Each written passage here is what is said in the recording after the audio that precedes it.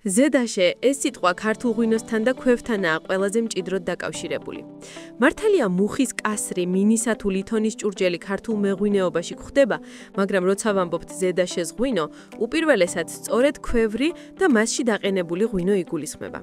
ტერმინი ზედაშე ძველ ქართულ ლექსიკონებში შესაწირა ღვინოს აღნიშნავს, რომელიც ეკლესიაში ლოცვის დროს მიაქვთ. ზოგ რეგიონში ეს სიტყვა ერბოსაც ეწოდებოდა, რომელიც ასევე შესაწირავად იყო განკუთვნილი. თუმცა ყველა განმარტებაში საერთო რჩება ერთი რამ. ზედაშე მჭიდროდ უკავშირდება რწმენას, სიწმინდესა და ტრადიციას. ზედაშის ქვევს მარნებში განსაკუთრებული ადგილი ჰქონდა.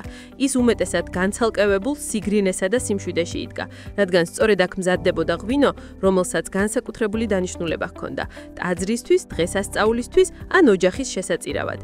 ზედაშე ღვინის დაყენება მოითხოვდა მაქსიმალურ სისუფთავესა და ეთიკურ წესებსაც. მარანში ბილწიტყვაობა აკრძალული იყო. ნასვამი კაცი პროცესში მონაწილეობას ვერ მიიღებდა, ხოლო ყურძნის დაწურვისას სანთელი ენთო.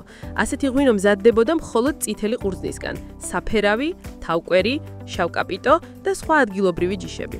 თეთრი ყურძნის შერევა, წყლის დამატება ან ქიმიური დამუშავება სრულიად დაუშვებელი იყო.